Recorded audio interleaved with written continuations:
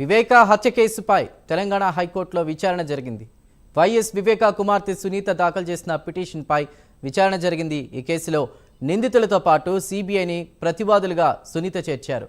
CBI కోర్టులో వివేక హత్య కేసుపై రోజువారీగా విచారించేలా ఆదేశించాలని కోరారు. ఈ పిటిషన్పై ప్రత్యేక ధర్మాసనం విచారణ చేపట్టింది.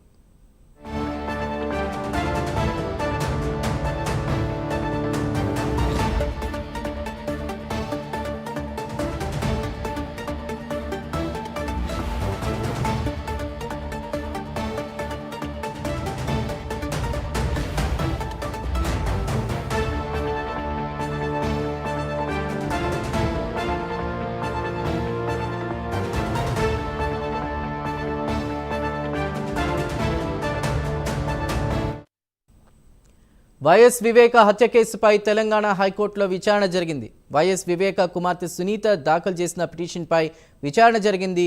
దీనిపై పూర్తి వివరాలు మా ప్రతినిధి కుమార్ అందిస్తారు.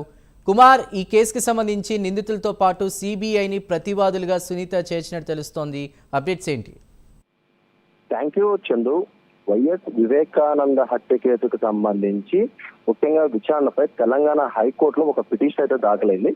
ముఖ్యంగా వైఎస్ వివేక కుమార్తె సునీత ఈ పిటిషన్ అయితే దాఖలు చేశారు. వివేక హత్య కేసులో నిందితులతో పాటు సిబిఐని ప్రతివాదులుగా చేర్చాలంటూ కూడా ఇప్పటికే సునీత పిటిషన్ అయితే వేయడం జరిగింది. సిబిఐ కోర్టులో వివేక హత్య కేసు విచారణ రోజువారీగా విచారించగా ఆదేశించాలంటూ కూడా పిటిషన్ అయితే దాఖలైంది. ముఖ్యంగా పిటిషన్ పై విచారణ చేపట్టిన ప్రత్యేక ధర్మాసనం 6 ఏళ్ల క్రితం వివేక హత్య జరిగిందన్న పిటిషన్ సంబంధించి న్యాయవాది కూడా చెప్పడం జరిగింది. ఇప్పటికే సిబిఐ అధికారులు అభియోగ పత్రాలు దాఖలు చేశారంటూ కూడా న్యాయవాది అయితే చెప్పడం జరిగింది.